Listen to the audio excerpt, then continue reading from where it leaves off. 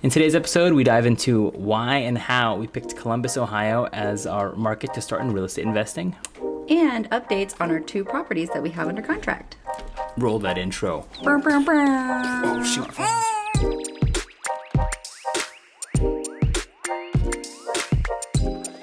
Welcome, everyone, to Investing with the Vinos. I'm Josh. I'm Hannah. And this is our journey in real estate investing. Today, we are going to dive into why we picked the Columbus market and also give you an update on our 2 properties. She had a really fun analogy about picking a market earlier.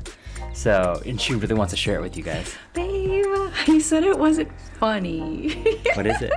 I said that there's a lot of markets to choose from, and so it's really hard to narrow it down, but it's kind of like when you log into Netflix and you see a bunch of variety of different things that will probably work, and it's just kind of focusing on one and choosing one. But it's not funny when you put it on the spot. Is it funny? Let us know in the comments below. Did you lull? Look at I got red. First, we're going to dive into some of the resources on how I ended up choosing the Columbus market. Like she said, as you scroll through Netflix, there are so many different options. Thanks for incorporating that. So you sweet. know, I try. But there's a few different things. I'd say, of course, like we're always mentioning, is we always talk about Bigger Pockets. Bigger Pockets has an awesome treasure trove. Never heard me say that before, huh? Of resources. I will say, I paid the $30 per month just to get some of their paid articles that are here. And this is really how I decided how to do Columbus. Right, because, how it went down was we're going to do investing in Columbus. And I said, okay, cool. But what was interesting to me was, a criteria was I wanted to have a city that had high population density, which means that it had to have a lot of different houses. It had to also have a high occupancy rate. And then, of course, also having a median house price that was within our budget. Fun story. I don't think I told you. There was someone at my work who I was talking, hey, yeah, I'm looking into real estate investing. He said, oh, yeah, I have a property in Texas. And he goes, don't go to Texas. What I didn't know is that you had to pay double property tax. Oh, I think he did mention something like that, but yeah, good he said to mention. There's a state property tax, and then there's the county property tax, so he was paying a lot, and he didn't realize that at first. And so actually, looking at this spreadsheet, as you can see, there is Texas, Ohio, Texas, and then Texas again. And so I kind of just picked Columbus. And I will insert another fun fact about that, just related to your story, is that if you're starting your real estate journey, tell everyone that you're starting your real estate journey, because you can get so many fun fact tips from just random people that you didn't know had any insight on real estate investing. Was smart. I think one of the things that I looked at as well was Redfin. If you're looking on Redfin, you can pull up and you can search by city. So you can go Columbus, Ohio, and then you can go to Market Insights. Ooh. Dun, dun, dun. Oh, I didn't even know that was a thing. See, and it'll tell you your median sales price. It'll tell you how many homes were sold, how many days on the market, all that good stuff. And then you want to see, of course, a slight upward trend in property values. 5 years looks like it's trending up. That's good, right? Appreciation. There's just a lot of different things on Redfin. And then diving in even deeper was City Data. Whoops, that's not it. This one, city-data.com. This is a free resource. For me, one important criteria was that population had to be increasing. And so to find those numbers quickly, City Data was one that just showed that, hey, there's been a 8% growth in population year over year. You can see anything you want about the city. Gender breakdown. Median income is also important. That's a criteria that some other investors use. So you can see all that here. And of course, I guess that was the 3. So then the 3 factors that I factored in, the 3 factors that I looked at as I'm looking through these resources, largely was population. I wanted to see an upward trend. Was median sales price. Can we afford the house? And then median income is, can our tenants pay rent? I wanted to make sure that was also an important factor that I looked at. And then, do you know the next part on what I did? I was thinking that because Columbus, Ohio is obviously a big city. It's a big city. It's a big city. So breaking it down into the different neighborhoods, is that where you're going? Well, yes, that's important, but I think looking at a city, there are so many different pockets. So like I would have never known that, from one street to the other, there could be like huge difference. So what I did was, again, go into the forums, go into bigger pockets, and I reached out actually to a few different agents that were in Columbus that seemed to be responding heavily on the forums. And I just wanted to say, hey, I'm a aspiring investor, potentially wanting to buy in the area.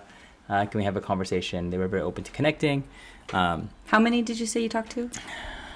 Or like interacted with? Chatted with? Probably about maybe like 6 or 7 initially. Okay, but actually hopping on a call where it's just the two, right? Yeah, but just the two end up having, the rest of it was all just through DMs. Slide into your DMs. Slid into their DMs. Oh boy. Another like helpful person for me to talk to as well was, I started to also, as we built out the team, was property managers. I think initially I ended up calling like 7 different property managers actually. Oh really? I don't remember that. Yeah, I called 7. One of the top questions I asked them, which I learned to ask, was, which areas would you not manage? Mm-hmm. And that way I knew that, hey, they don't want to manage there, so should we really be there? Mm-hmm. Mm-hmm. Yeah, so it was just taking action, starting to make phone calls, but narrowing it down. But I think, if you're looking for a market, really identify what criteria is important for you. I think budget is really important, I feel like, because that will dictate. All of these can be in line, but if you don't have the budget to operate in those cities, then it kind of is a moot point, right? Yeah. I know that I think this article here was an Instagram post, the top 10 cities for flipping and renting in 2020. Determined by you.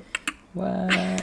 Not you, maybe you, if you were a part of, DM me on Bigger Pockets. It's because we're giving it, we're pitching the pro membership. You got to buy the pro membership. That's true. It has been such a helpful. Even sorry, Bigger Pockets. Even if you just do it for a couple months, just to get some of the articles and insights.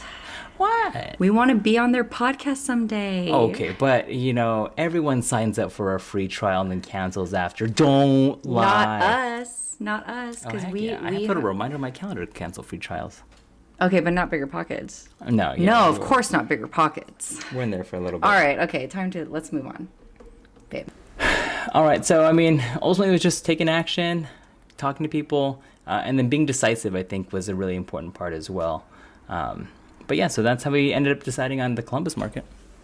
If you have any questions on, a deeper dive, or you wanted to, pick our brains, pick our brains, let us know. Comment down below. But the cuter half of Investing with the Vinos will give us an update on the properties. Is that me? Okay, so we are actually projected to close on both our properties, the Miller property and the Ellsworth property, on the 20th. That's next week. There was a lot of drama with the roof. Oh yeah. The lender didn't want us. They didn't want to lend on it. The lender wasn't going to approve our loan until the roof was going to be fixed. So we had to figure out who was going to who's going to pay to get the roof fixed. Was it going to be us, who didn't even technically own the property yet, or is it going to be the seller who was refusing to fix the roof? So we ended up addendum with the help of our real estate agent to incorporate that the seller will pay for the roof, and then when we close, we will reimburse him. Not that the seller, we paid for the roof, but if for whatever reason we didn't close on the deal, the seller would refund us. Oh, that's my bad. Okay. Okay, my bad. Hold on, let's help me. Sorry, whatever. At some point, the roof was fixed. It's gonna be paid for, and we're gonna close on the property. But that was our $1,000. That's not a whatever. That's a lot of money. That is a lot of money. I think that's something that actually is a fun fact about the negotiation process. Not even just negotiating the purchase price, but there's a lot in the process that you can actually negotiate and just rewrite into a contract, whatever, just to ensure you feel really good about the deal, and obviously the seller needs to feel good about the deal too. So that's always ask. I think is a good fun fact for you. Yeah, and then what's going on with the Ellsworth property? Oh God. You switched hard money lenders. So it's a lot of work to do. A lot of work to do Fingers on that. Crossed, yes. Hopefully we are, I guess. But wait, are any steps to close? or we're just waiting out the time? I mean, who knows what red flags can come up now? I don't know. I Okay. mean, Anything that you both foresee. from the lender said that we're good to go right. from a phone call this morning. So fingers crossed on the 20th of next week, we will be going from 0 homes to 2 homes. And a lot of money out of our bank account. Yes. But hopefully eventually back in. Yeah. That's the dream. So we'll do a number deep dive, further down the road as soon as we get tenants in, all that good stuff. But if you found today's video helpful, make sure to like the video because you like us. Thanks to all of our 39 subscribers. No, we got over 40 now. Get out of here. Oh, we do? Yeah. That's fun. You guys That's are the reason why we nice. do this. Thank you. Thank you. I mean, it's also just fun. But yeah, Yes. subscribe. And, of course, the shameless plug, if you want to help us out and you want to explore Robinhood, you can click the link. I get a free stock. You get a free stock. We get a free stock. Thanks so much, you guys. And we'll catch you guys in the next one. Oh, cheers.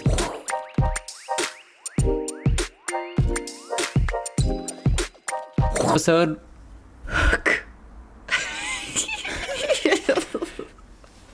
Oh, I'm the fish that didn't get away. I got you. I think I'm laughing too much into the phone, into the mic. Also not a phone. Because I laugh and go like, ha ha ha ha. It's loud. Look, you wanna walk down the stairs? I can't squat that low.